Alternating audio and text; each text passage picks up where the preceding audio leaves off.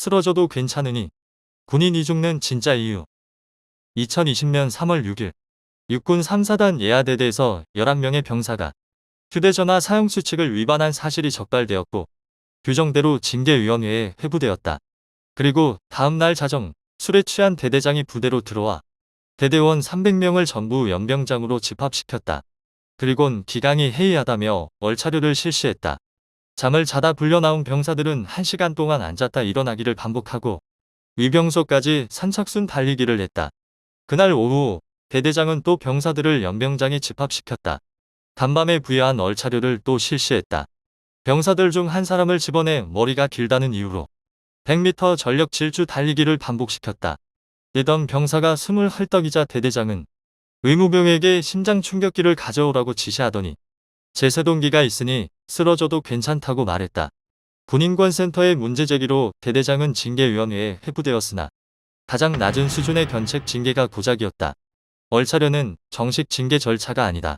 지휘관 판단하에 부하들에게 일정 수준의 신체적 고통을 부여함으로써 훈육의 효과를 얻고자 만들어진 제도다.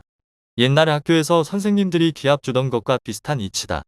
때문에 아무리 제도와 규정으로 통제한다지만 페널티가 분명하게 정해져 있는 징계와는 달리 집행 과정에서 판단 주체인 지휘관의 감정이나 주관이 실릴 수밖에 없다.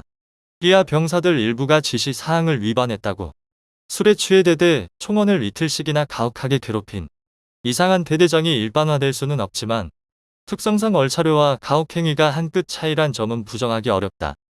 법률로 규정한 얼차려? 그러면 뭐하나? 얼마 뒤 군은 얼차려의 명칭을 군기훈련으로 바꿨다. 그러면서 참모총장들이 재개정할 수 있는 각 군규정을 근거로 실시되던 얼차려는 상위법인 군인의 지휘 및 복무에 관한 기본법에 제38조 2조항이 신설되면서 법률의 통제를 받게 되었다. 물론 법 개정 전에 얼차려도 지휘관 맘대로 부여할 수 있는 것은 아니었다. 사실 법률 개정 전에 얼차려나 개정 후의 군기훈련이나 종류와 방법은 각 군 규정을 따르긴 마찬가지다. 현행법도 종류와 방법은 각 군 규정에 위임하고 있다. 법률로 군기훈련을 명문화하면서 새로 생긴 건 군기훈련을 실시한 지휘관은 매년 2월 말까지 전년도 군기훈련 실시 결과를 장성급 지휘관에게 보고해야 한다 정도다. 때문에 각급 부대 지휘관은 매년 군기훈련의 실시 사유, 횟수, 대상, 시기, 장소, 방법을 장성급 지휘관에게 보고하고 있다. 인권 침해 소지가 있을 수 있는 얼차려가 각급 부대에서 지휘관 마음대로 함부로 실시할 수 없도록 법률로 장성급 부대의 지휘 감독 책임을 부여한 것이다.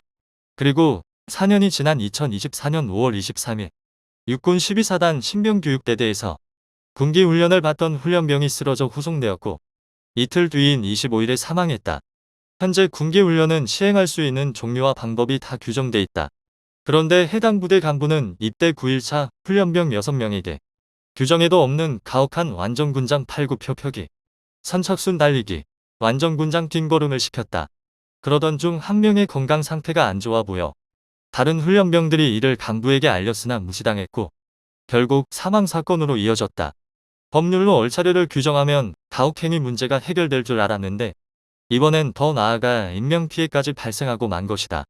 이번 사건을 두고 다시 얼차려가 주목받고 있다. 사건의 원인을 두고 다양한 분석이 제시되고 있다. 분명한 것은 장성급 지휘관에게 지휘 감독권을 부여해봐야 별반 소용이 없다는 점이다. 만약 사건이 발생하지 않았다면 집행간부는 이번 얼차려를 상부에 정상적으로 꾸며 보고했을 것이다. 이는 비단 12사단 신교대만의 일이 아니다. 전국 곳곳에서 규정을 위반한 얼차려가 암암리의 규정과 절차에 입각한 정상적 군기훈련으로 꾸며져 보고되고 있다. 장성급 부대에서 군기훈련 현장을 일일이 확인하러 다니지도 않을 뿐더러 보고도 1년치 군기훈련 실시 현황을 한꺼번에 사후보고하는 시기라 실효적 통제가 불가능하기 때문이다. 이름만 군기훈련이라 바꿨을 뿐 여전히 명령권자와 집행자의 감정과 판단에 따라 가혹행위가 될 소지가 충분한 셈이다. 조만간 군은 후속 대책을 마련한답시고 법률과 시행령을 개정하고 복잡다단한 매뉴얼을 만든다면 수선스러울 것이 분명하다. 사건 사고가 터지면 늘 그렇게 대처한다. 얼차려 종류와 방법을 법률이나 시행령으로 격상해서 규정하고 지휘 감독 의무를 강화한답시고 상급 부대에서 때마다 감독자를 보내게 하거나 아예 얼차려 실시 주체를 상급 부대로 올리려 할지도 모른다. 그러나 이런 건 대책이 될 수 없다. 근본적으로 사람으로 하여금 타인의 심신에 고통을 부여하는 훈육 교정 방식은 객관적일 수가 없다. 고통을 부여하는 사람의 주관과 감정이 배제될 수 없기 때문이다.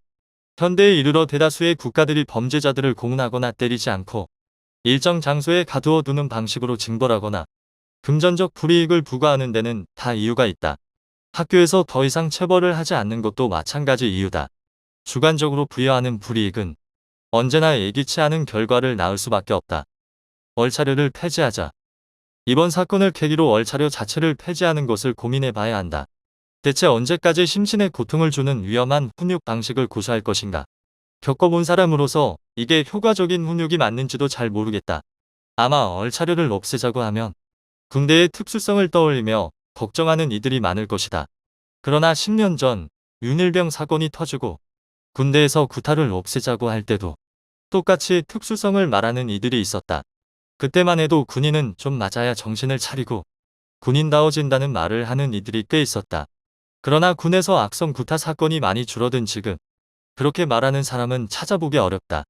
폭력이 기강을 세우는 유일한 수단이 아니었듯 얼차려도 유일한 훈육 수단이 아니다.